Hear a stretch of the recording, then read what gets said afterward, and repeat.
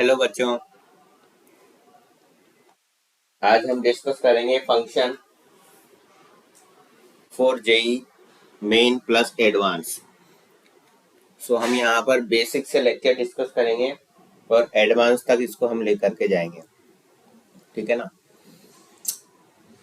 तो फंक्शन क्या होता है साहब? A relation from set A,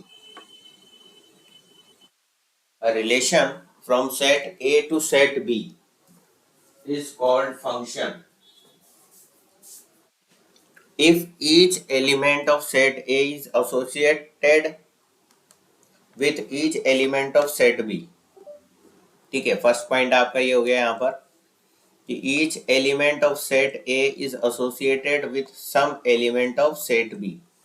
and second point आपका यहाँ पर हो गया each element of set A has unique image in set B। तो हमने एक फंक्शन यहाँ पर कंसीडर करा है, फंक्शन a,1 b,2 c,3। तो यहाँ पर जो आपको सेट ए दे रखा है इसके अंदर क्या क्या एलिमेंट है? ए, बी और सी तीन एलिमेंट है। सेट बी जो दे रखा है इसमें क्या क्या एलिमेंट है? 1, 2 और 3, इसके तीन एलिमेंट यहाँ पर दिए हुए हैं। तो इन दोनों सेट ए और सेट बी आपको दे रखा है और ये आपका फंक्शन आपको दिया हुआ है। तो अब इसको डायग्राम से आप समझें, इसको हम बोलते हैं मैपिंग डायग्राम। तो क्या है? Function from A to B.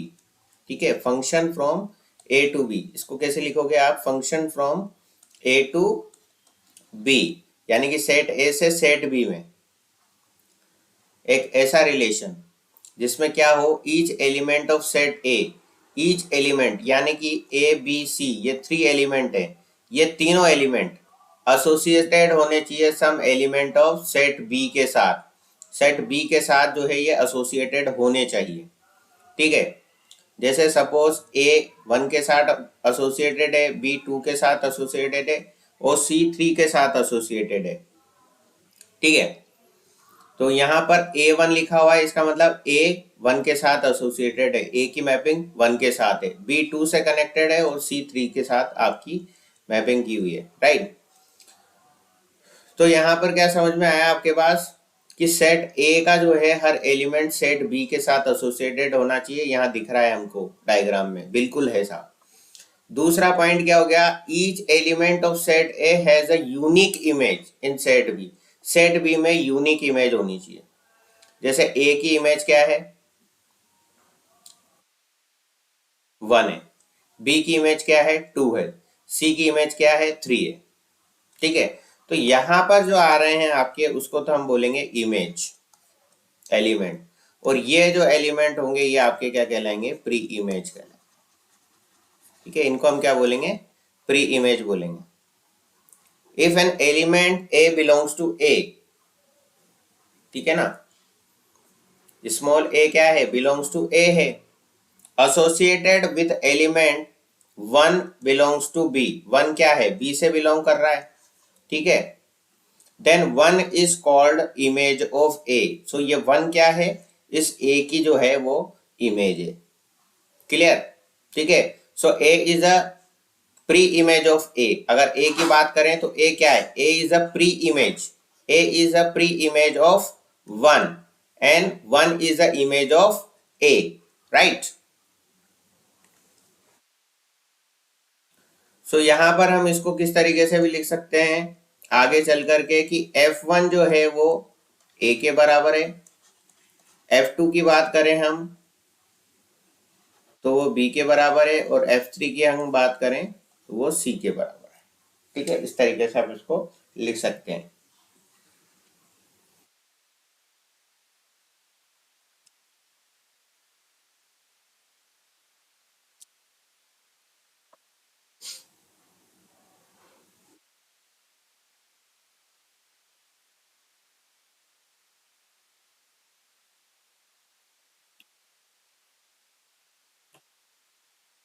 अब यहाँ पर हमने क्या देखा कि function from set A to set B, इस तरीके से आप लिखोगे। इस सेट ए के एलिमेंट जो होंगे आपके क्या कहलाए जाएंगे? प्री इमेज आप बोल दोगे, और ये वाले क्या हो जाएंगे, सेट बी के एलिमेंट जो है वो इमेज हो जाएंगे। ठीक है। फॉर एग्जाम्पल, सेट ए आपको दे रखा है PQRS। सेट बी में आप लिख दो 1 2 3 4 5, और आपको एक फंक्शन दे रखा है P1 Q2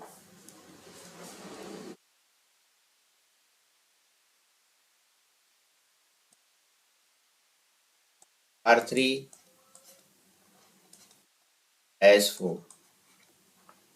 ठीक है, तो function from A to B, इसके लिए अगर आप मैपिंग डायग्राम बनाते हो तो ये हो गया आपका ए, ये हो गया आपका बी, तो PQRS तो यहाँ लिख दो आप, और 1 2 3 4 5 यहाँ लिख दो। ठीक है ना, सेट ए के एलिमेंट सेट बी के एलिमेंट लिख दिए। अब यहाँ पर आप फंक्शन देखो, यहाँ पर 1 पी के साथ 1 है तो पी को 1 से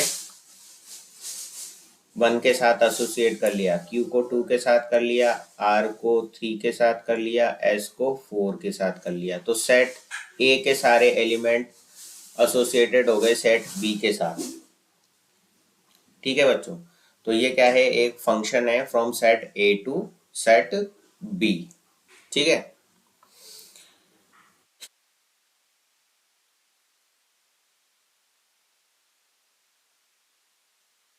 नेक्स्ट एग्जांपल हम ले लेते हैं एक और। एक सेट ए दे रखा है PQRS,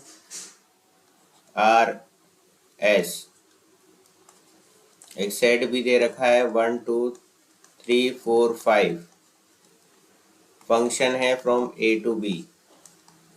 ठीक है, अब इसमें हम अलग अलग केसेस बना करके देख लेते हैं, और उसमें हम चेक करेंगे कि ये गिवन सिचुएशन में जो है फंक्शन होगा या नहीं। जैसे ये सेट ए हो गया, ये सेट बी हो गया। सेट ए का एलिमेंट आप यहाँ रख दो PQRS, सेट बी का एलिमेंट आप इसमें रख दो 1 2 3 4 5। ठीक है, ये मैपिंग कर दिया आपने।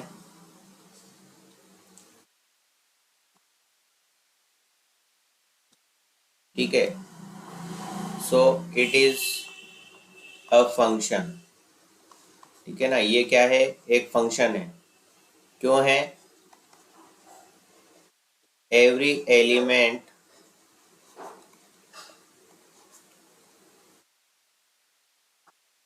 इन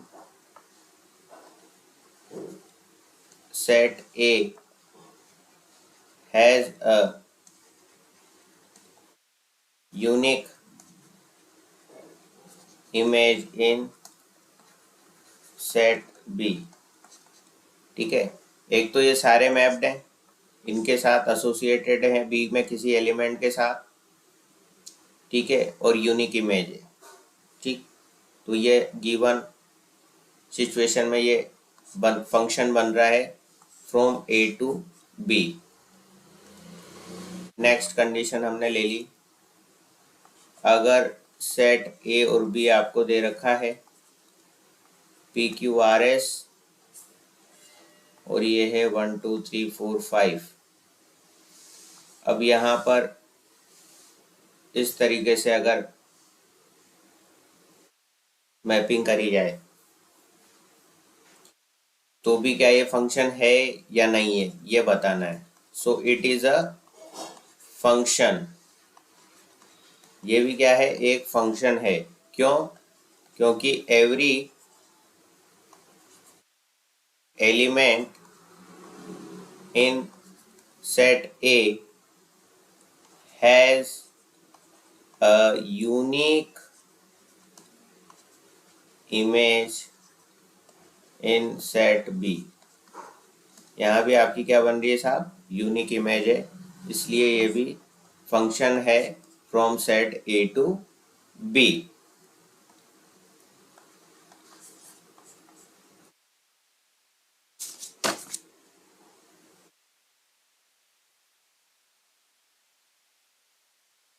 नेक्स्ट सेट है और सेट भी लिया हमने।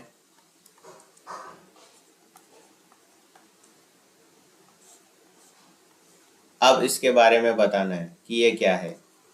It is not a function, क्योंकि यहाँ पर देखो एस जो एलिमेंट है उसका इमेज नहीं है सेट बी में, ठीक है ना, इसलिए ये फंक्शन नहीं है। मतलब यहाँ पर आपका क्या होना चाहिए, हर एलिमेंट जो सेट ए में है उनका एक यूनिक इमेज होना चाहिए सेट बी में। तो यहाँ हम देख रहे हैं एस का जो है यहाँ पर कोई इमेज नहीं। S has no image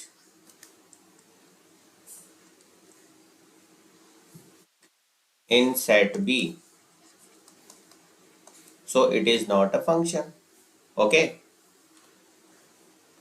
now एक कंडीशन हम और ले लेते हैं, एक सिचुएशन हम और ले लेते हैं जिसमें भी हमको चेक करना है और बताना है कि फंक्शन है या नहीं है।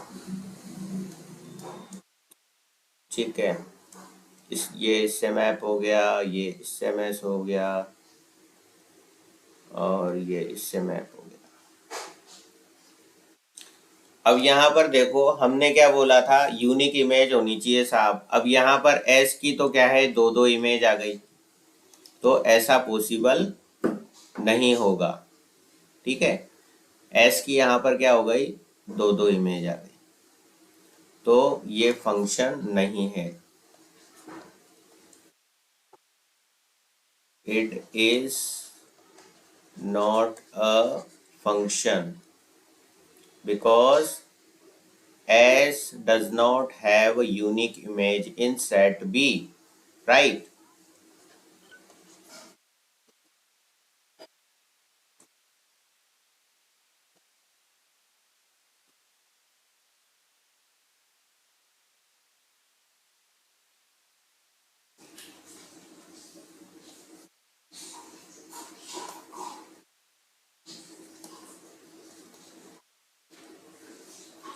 तो इस तरीके से आपको पहचानना है बच्चों कि गिवन सिचुएशन में फंक्शन है या नहीं है। तो आई होप आपको फंक्शन की डेफिनेशन समझ में आई होगी और ये सारी सिचुएशंस आपको समझ में आई होगी। ठीक है, तो वीडियो को देखिए और पॉज करके सारी सिचुएशंस आप नोट कर लीजिए, डेफिनेशन आप नोट कर लीजिए और डेफिनेशन को आप ध्यान रखिए कि क्या इसके अंदर हम बोल रहे हैं। अब बहुत इंपॉर्टेंट टॉपिक है डोमेन, कोडोमेन एंड रेंज। इस टॉपिक पे जेईई मेन में हमेशा क्वेश्चन आता है, डोमेन या रेंज का क्वेश्चन हमेशा पूछा जाता है, तो इट इज़ वेरी इंपॉर्टेंट। तो बहुत ध्यान से इस टॉपिक को समझिएगा। सो यहाँ हम डिस्कस कर रहे हैं next domain, codomain and range. ठीक है, अब आप एक कंसीडर कर लो एक सेट ए जिसके एलिमेंट आप ले रहे हो पी क्यू आर और एस, ठीक है, और एक सेट बी आपने लिया, वो एलिमेंट हो गए 1 2 3 4 5।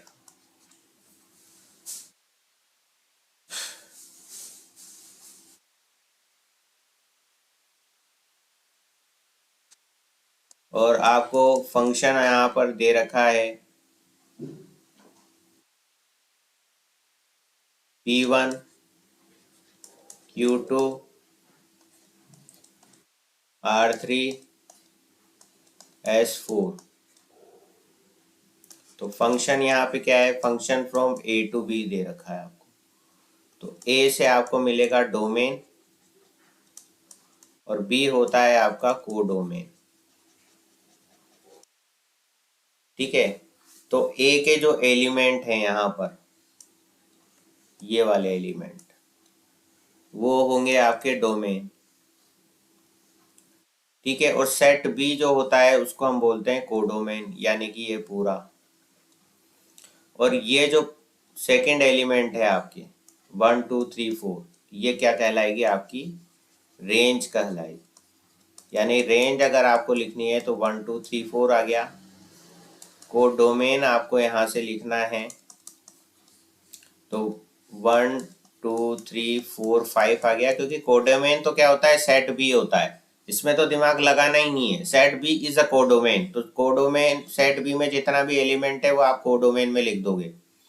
ठीक है, रेंज में कौन से आएंगे जो सेट ए से सेट बी में मैपिंग हो रही है जिनकी, या फिर यहाँ पर जो आपका सेकंड एलिमेंट है वो आपका क्या कहलाएगा रेंज कहलाएगा। ठीक है, सेकंड एलिमेंट आपके यहाँ पर आ जाएंगे। और फर्स्ट एलिमेंट आपके जो हैं पी क्यू आर एस यहाँ पर जो दे रखे हैं वो आपका क्या कहलाएंगे डोमेन कहलाएंगे।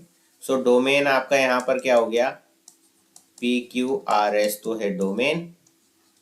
ठीक है, रेंज है 1 2 3 4 और कोडोमेन है आपका 1 2 3 4 5। ठीक है, एक बार फिर आप यहाँ पर देख लो कि function from A to B है, पी क्यू आर एस आपको यहाँ दिया हुआ है सेट है, 1 2 3 4 5 आपको दे रखा है सेट बी, और यह है function from A to B. Right, so ये आपकी मैपिंग इस तरीके से हो रखी है। सो यहाँ डोमेन आपका क्या है सेट ए का element P Q R S set B में मैप्ड है, तो सेट ए का एलिमेंट यहाँ आ जाएगा पी क्यू आर एस जो मैपिंग जिसकी मैपिंग हो रही है। कोडोमेन होता है आपका सेट बी, कोडोमेन आपका क्या होता है सेट बी, तो सेट बी आपका क्या है 1 2 3 4 5, तो सेट बी का सारा एलिमेंट इसमें आ जाएगा जो मैप हो चाहे मैप नहीं हो। रेंज में क्या होगा जो मैप्ड है। ठीक है ना, जैसे 1 2 3 4 5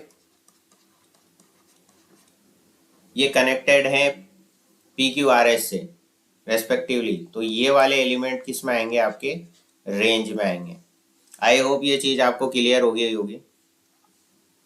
अब आप यहाँ क्या कह सकते हो साहब कि रेंज जो है वो क्या है, range can be set to B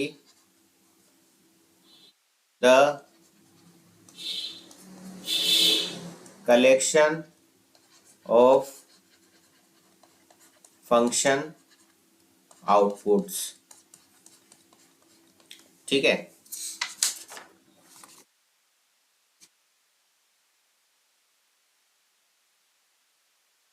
अब हम एक एग्जांपल और ले लेते हैं इसका। अगर आपको यहाँ दे दिया A B C D set A में, सेट बी में आप ले लो 1 2 3 4 5, ए को बी 1 से, बी को 2 के साथ एसोसिएट करो और सी और डी जो है 3 के साथ एसोसिएट हो रहे हैं, तो साहब डोमेन बताओ। सो डोमेन तो हो गया ए बी सी डी। ठीक है ना, सेट ए के एलिमेंट जो कि मैप्ड है सेट बी में। कोडोमेन साहब आपका हो गया 1 2 3 4 5, क्योंकि सेट बी को ही हम जो है कोडोमेन बोलते हैं। और रेंज क्या हो गया, अब इसके कितने एलिमेंट की मैपिंग हो रही है, यहाँ पर खाली 3 एलिमेंट की ही मैपिंग हो रही है, तो रेंज में आपके क्या आ जाएगा 1 2 एंड 3। सो एक पॉइंट आप यहाँ पर नोट करिए, वो क्या पॉइंट है साहब, वो पॉइंट है कि रेंज जो है सबसेट है किसका कोडोमेन का। रेंज क्या है सबसेट है कोडोमेन का।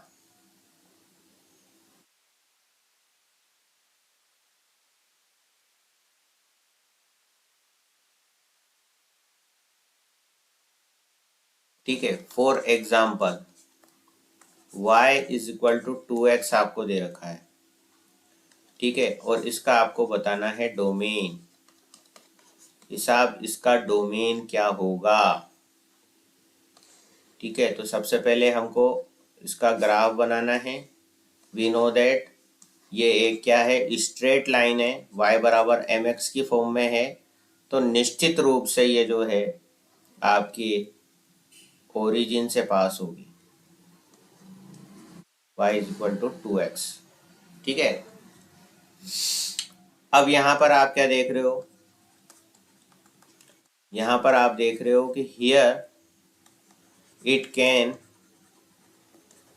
B seen that all the values in minus infinite to infinite, आप देखो एक्स एक्सिस पे इधर माइनस इनफाइनाइट से इनफाइनाइट तक आप चलोगे, ठीक है, can be used as input, as we move from left to right of graph.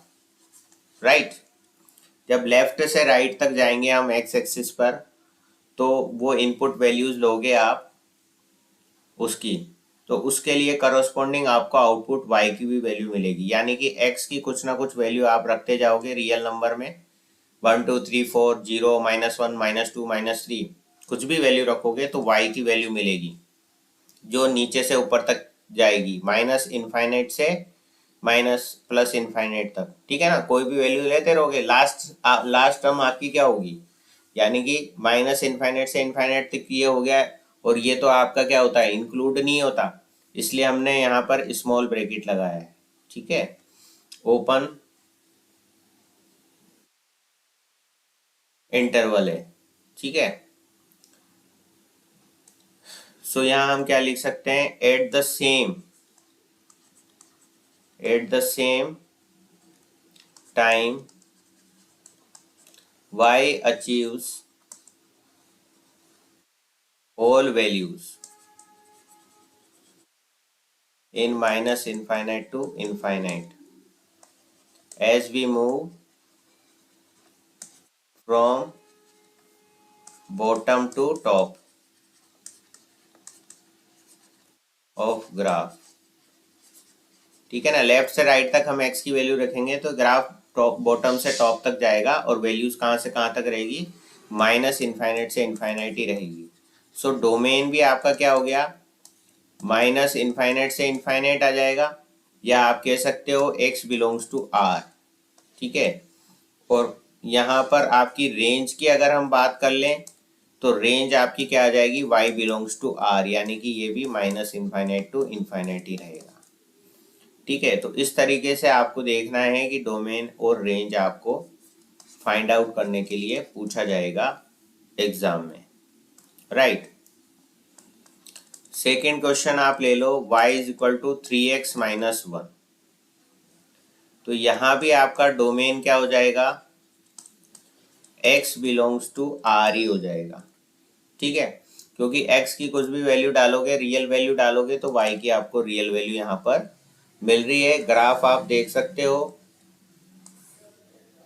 अब अगर हम इसको 0 के इक्वल पुट करते हैं तो ये x इज इक्वल टू 1/3 आएगा, तो ये ग्राफ जो है 1/3 तक शिफ्ट हो जाएगा, मतलब आप ये पॉइंट आप निकाल सकते हो। ठीक है, तो ये इस तरीके की एक लाइन बनेगी। ठीक है भाई, y is equal to 3x वाली लाइन तो क्या कहलाती है, ओरिजिन से जाती है, स्ट्रेट लाइन कहलाती है, और -1 करा है तो ये आपकी यहाँ पर 1/3 पर ये जो है शिफ्ट हो जाएगी आपकी। ठीक है ना, जब y की वैल्यू में यहाँ पर सपोज करो y की वैल्यू हमने 0 रखी यहाँ पर इस इक्वेशन में। ठीक है, तो 0 is equal to 3x minus 1 हुआ, तो यहाँ से क्या हो गया, 1 इज इक्वल टू 3x हो गया, तो x की वैल्यू 1/3 आ गई ना, तो ये पॉइंट क्या निकला, 1/3 0, ये वाला पॉइंट मिल गया। ठीक है ना, इसी तरीके से आपको ये वाला पॉइंट मिल जाएगा। ठीक है, तो अगर मैं यहाँ पर y की वैल्यू -1 रखता हूँ, सपोज -1 रखी हमने, तो यहाँ पर क्या आ जाएगी, x की वैल्यू 0 आ जाएगी, तो ये 0, -1 आ गया आपका।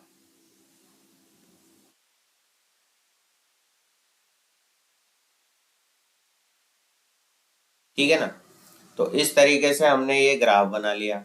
अब यहाँ आप सेम वही सिचुएशन देखो, एक्स एक्सिस पे हम लेफ्ट से राइट हम चल रहे हैं, तो क्या आ रहा है, उसके करोस्पॉन्डिंग आपको y की वैल्यू मिल रही है।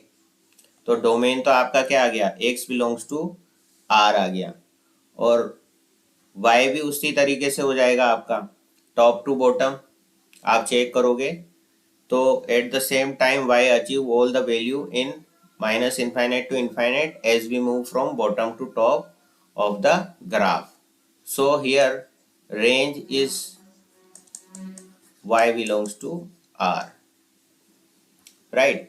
सो इस तरीके से हमको इसको रेंज और डोमेन को चेक करना है और फाइनल आंसर आपको बताना है। तो आपसे क्वेश्चन यही पूछा जाएगा कि रेंज बताएं या डोमेन बताएं।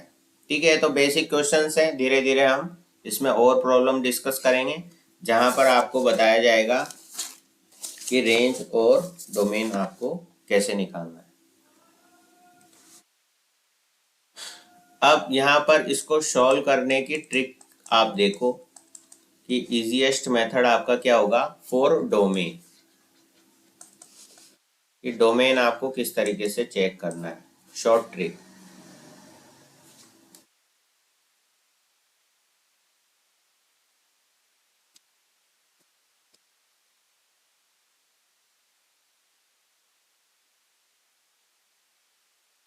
Try to this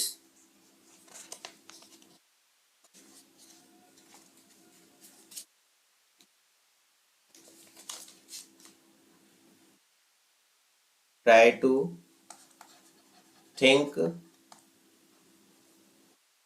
of values of x for which real value of y does not exist। हमको क्या करना है, ट्राई करना है उन वैल्यू को, x की उन वैल्यूज को जिन पर y की रियल वैल्यू नहीं मिले, यानी कि इनफाइनाइट मिल जाए या वो एग्जिस्ट नहीं कर रहा हो उस पॉइंट पर, तो उस पॉइंट को फिर आप छोड़ दोगे। ठीक है ना, उस पॉइंट को आप छोड़ दोगे, तो रियल नंबर में से उस पॉइंट को आप हटा दोगे, राइट। फॉर एग्जाम्पल, इस चीज को समझने के लिए हम एक एग्जाम्पल लेते हैं। Find the domain of y is equal to 1/x। ठीक है, अब हमने यहाँ क्या लिखा था, try to think the value of x for which real value of y does not exist, right. So यहाँ पर हम डोमेन की बात करें तो हम यहाँ पर x की ऐसी कौन सी वैल्यू रखें जिस पर y डज नॉट एग्जिस्ट करे, यानी कि वो वैल्यू है 0, क्योंकि 0 x की वैल्यू पुट करने पर y हो जाएगा आपका इनफाइनाइट। समझ रहे हो बच्चों, तो यहाँ पर x बिलोंग करेगा आपका minus infinite to 0 union 0 to infinite, यानी कि इसमें आपने 0 इंक्लूड नहीं करा। क्यों, क्योंकि at x is equal to 0 y does not exist. ठीक है, ये तो हो गई साहब डोमेन की बात। या आप इसको ऐसे भी लिख सकते हो, x बिलोंग्स टू r और ये 0 को हटा दो, एक्सक्लूडिंग 0। इस तरीके से भी आप इसको लिख सकते हो और इस तरीके से भी आप इसको लिख सकते हो, जैसी आपकी इच्छा। अब यहां हम बात करेंगे साहब रेंज की। For range draw the graph. सबसे पहले हम क्या करेंगे, draw the graph and check especially for endpoints of interval। ठीक है, सो सबसे पहले हम बना लेंगे इसका graph. So this is x and this is y axis and this is the origin. So ये आपका y is equal to 1/x का ग्राफ हो जाता है। ठीक है ना, ये थोड़ा बिल्कुल नज़दीक जाएगा ज़ीरो के, तो थोड़ा सा इसको,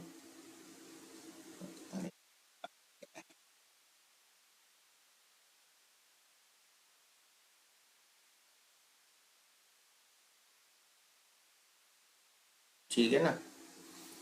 अब यहाँ पर आप चेक करो f माइनस इनफाइनाइट, तो वो अप्रोक्स क्या वैल्यू आएगी उसकी, ये जैसे माइनस इनफाइनाइट नीचे की तरफ जाएगा या इस तरफ जाएगा x की वैल्यू माइनस इनफाइनाइट, तो y की वैल्यू क्या आएगी, ये अप्रोचिंग टू जीरो है ना, तो अप्रोचिंग टू जीरो माइनस आप लिख सकते हो भाई, बिल्कुल जीरो तो नहीं है लेकिन जीरो के पास है। ठीक है ना, यहाँ पर क्या कर रहे हैं बच्चों, x की वैल्यू माइनस इनफाइनाइट रखी, तो x तो माइनस इनफाइनाइट इस साइड होगा ना, तो ये वैल्यू की बात करेंगे, तो ये अप्रोचिंग टू क्या है, जीरो है ना, तो जीरो माइनस आप लिख दो इसको। f जीरो माइनस की बात करेंगे, जब x की वैल्यू जीरो माइनस है तो ये कहाँ जा रहा है साहब, जीरो माइनस यानी कि x की वैल्यू ये जीरो के इधर है, तो ये यहाँ इनफाइनाइट तक जा रहा है, तो ये इस पे क्या आ रहा है, माइनस इनफाइनाइट मिल रहा है। जीरो प्लस पे यहाँ पर क्या मिल जाएगा, प्लस इनफाइनाइट मिल जाएगा, ये ऊपर जा रहा है प्लस इनफाइनाइट तक। ठीक है, और f इनफाइनाइट की बात करोगे तो ये आपका जीरो प्लस तक है।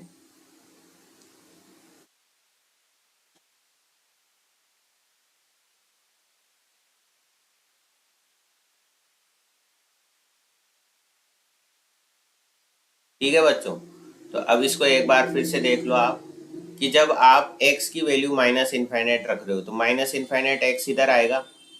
ठीक है ना, तो ये अप्रोचेस टू जीरो माइनस है। ठीक है,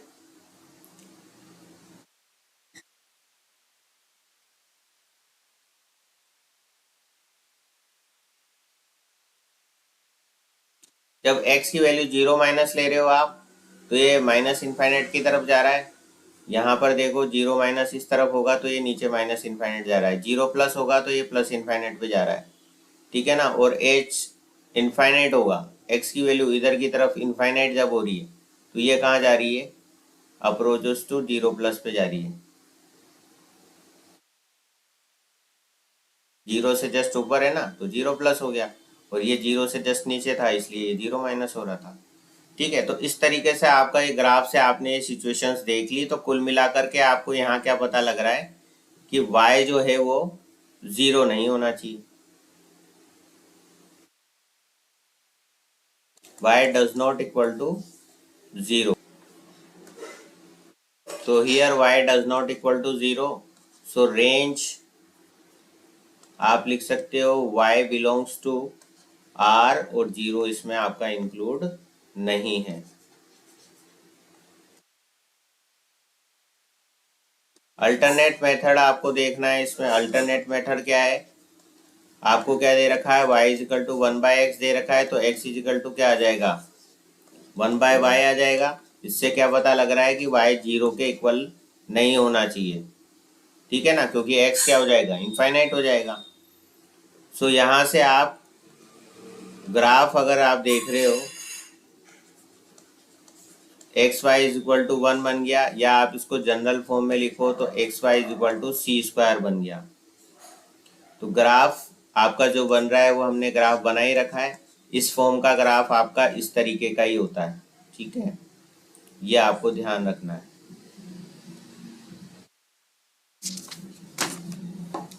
जहाँ पर ये आपकी हो गई वाई एक्सिस, ये आपका हो गई आपकी एक्स एक्सिस।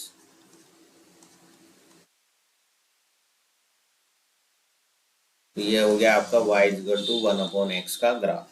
ठीक है, तो इस तरीके से आपको करना है। तो अल्टरनेट मेथड भी आसान है, यहाँ पर आपको सारे जो पॉइंट हैं वो देखने पड़े। ठीक है, एंड पॉइंट्स उस पर आपने चेक करके ये पता लगाया कि y यहाँ जीरो नहीं हो रहा। दूसरा मेथड ये है कि आप x की टर्म में आप इसको निकाल लो, in the terms of x निकाल लो, और यहाँ पर x कब एग्जिस्ट नहीं करेगा, जब y जीरो होगा। तो यहाँ से आपको क्या पता लगा, y की वैल्यू आपको निकालनी है रेंज के लिए, तो y 0 नहीं होना चाहिए। तो रियल नंबर को छोड़, रियल नंबर आगे आपकी रेंज के आगे रियल नंबर आ गई, ठीक है, और उसमें आपका 0 इंक्लूड नहीं है, ये आपकी क्या हो जाएगी, रेंज हो जाएगी, क्योंकि बाकी सब जगह तो आपको वैल्यूज मिल रही है y की, x की डिफरेंट डिफरेंट वैल्यू के लिए, ठीक है। इस तरीके से आपको उस क्वेश्चन को सॉल्व करना है। नेक्स्ट क्वेश्चन आपको दे रखा है y is equal to 1/3x minus 1। So यहाँ पर आप डोमेन की बात करोगे, तो बताएं यहाँ डोमेन क्या होगा। 3x minus 1 is not equal to 0। जो डिनोमिनेटर है वो 0 नहीं होना चाहिए, क्योंकि y इनफाइनाइट हो जाएगा अगर डिनोमिनेटर आप 0 कर दोगे। तो यहाँ से क्या पता लगा आपको, x belongs to r minus 1/3, ठीक है, यानी 1/3 शामिल नहीं है, क्योंकि यहाँ x की वैल्यू 1/3 रखते हैं ये 0 हो जाएगा, और 0 होते हैं ये इनफाइनाइट हो जाएगा, यानी कि डज नॉट एग्जिस्ट हो जाएगा। सो आपको यहाँ पर क्या हो गया, domain x belongs to r और 1-3 उसमें शामिल नहीं है, ठीक है। फॉर रेंज, रेंज के लिए हम क्या बात करेंगे, रेंज के लिए हम कर लेते हैं, आपको फंक्शन दे रखा है y is equal to 3x minus 1, ठीक है। तो आप सबसे पहले 3 को तो कर दो बाहर, ये मिल जाएगा। सो इसको हम क्या लिख सकते हैं, y into x minus 1/3 is equal to 1/3। So ये किस फॉर्म में हो गया, y x is equal to 1/3, ठीक है। तो यहाँ पर क्या हो गया, y इज इक्वल टू तो y हो गया, और x is equal to x minus 1/3 हो गया, ठीक है। तो ये उसी फॉर्म में हो गया साहब, x y is equal to c square, ठीक है। तो इसका ग्राफ भी वैसा ही बनेगा।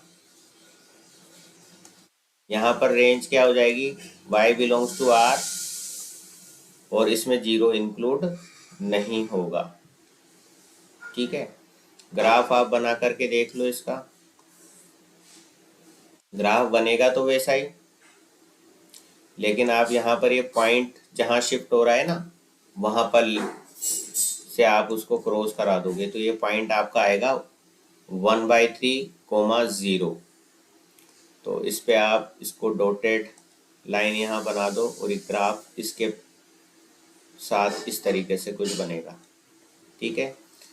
क्योंकि ये शिफ्ट हो गया ना ग्राफ 1/3 पर, 1/3, 0 पर, तो वो फिर इस तरीके से बनेगा, और ये भी इसके साथ ही इधर से जाता हुआ ऐसा बनेगा, ठीक है। तो ये ग्राफ हो गया आपका y is equal to 1/3x minus 1 का।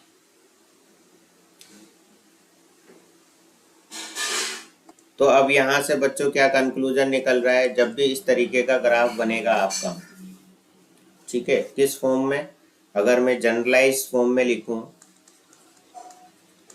जनरलाइज फॉर्म में अगर मैं लिख दूं इस बात को, कि अगर कोई फंक्शन f(x) आपको दे रखा है ax plus b, 1/ax plus b की फॉर्म में, ठीक है ना। इस फॉर्म में अगर कोई फंक्शन आपको दे रखा है जहां पर आपका a does not equal to 0, a is not equal to 0, ठीक है, विल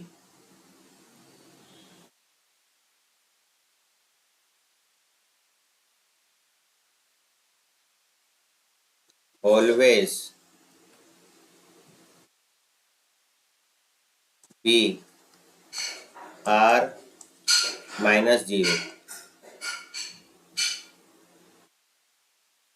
मतलब इसकी रेंज ये होगी, रेंज ऑफ द फंक्शन, यहाँ पे लिख दो आप, range of a function will always be r minus 0, ठीक है ना। तो ये आपका क्या होगा, इसका रेंज होगा। क्या बोला मैंने कि f(x) is equal to 1/ax plus b आपको दे रखा है, और a नॉट इक्वल टू 0 है, तो रेंज क्या हो जाएगी फंक्शन की, वो हो जाएगी r माइनस 0। ठीक है, इस टाइप के गिवन फंक्शन की। अब वो कुछ भी वैल्यू हो, 3x माइनस 2 हो, है ना, इस फॉर्म में हो, या 4x प्लस 4 हो, इस फॉर्म में हो, कुछ भी हो। ठीक है, तो आपकी रेंज आपकी फिक्स है r माइनस 0। ठीक है ना। तो ग्राफ भी आप याद रखो कि x y is equal to c square का ग्राफ इस तरीके का होता है। ठीक है, तो उससे आपको ये चीज डायरेक्टली आप जो है उसको रेंज आप उसकी लिख सकते हो।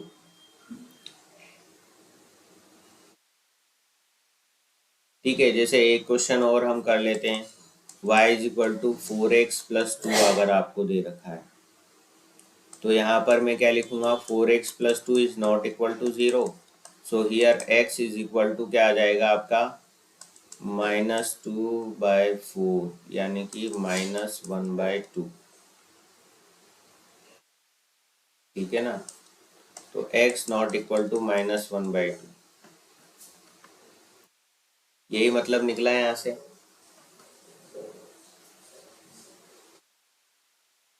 ठीक है ना। तो यहाँ पर आपका डोमेन तो क्या हो गया साहब, मतलब कुल मिला के बात ये, इसको नॉट इक्वल टू 0 करना है आपको, क्योंकि ये एग्जिस्ट नहीं कर रहा। तो इससे तो आपका क्या निकल जाएगा, डोमेन निकल जाएगा, सीधा सिंपल कॉन्सेप्ट। तो डोमेन निकालना तो बहुत ही आसान है। और रेंज के लिए आप वो चीज़ याद रख लो कि आपको जो है, अगर इस फॉर्म में 1/ax प्लस बी की फॉर्म में, तो r माइनस 0 आएगा। ठीक है, तो यहाँ पर रेंज आपकी क्या हो गई, r माइनस 0 हो जाएगी। ठीक है, क्योंकि ग्राफ आपका वही वाला बनेगा हर हर कंडीशन में इस तरीके का है, तो उसके लिए रेंज आपने फिक्स कर रखी है कि ये होगी। वो हमने चेक कर लिया कि भाई किस तरीके से होती है पूरा, तो हम यहाँ पर डायरेक्टली भी लिख सकते हैं। ओके, ये चीज़ क्लियर होगी आई होप। तो वीडियो पसंद आया हो तो वीडियो को लाइक करें, अपने दोस्तों के साथ शेयर करें, और इसी तरीके के और वीडियो को देखने के लिए चैनल को सब्सक्राइब करना ना भूलें, और बेल आइकन को दबा दें ताकि आपको हर वीडियो का नोटिफिकेशन टाइम टू टाइम मिल जाए। सो बने रहें अरिहंत करियर क्लासेस के साथ। Thank you.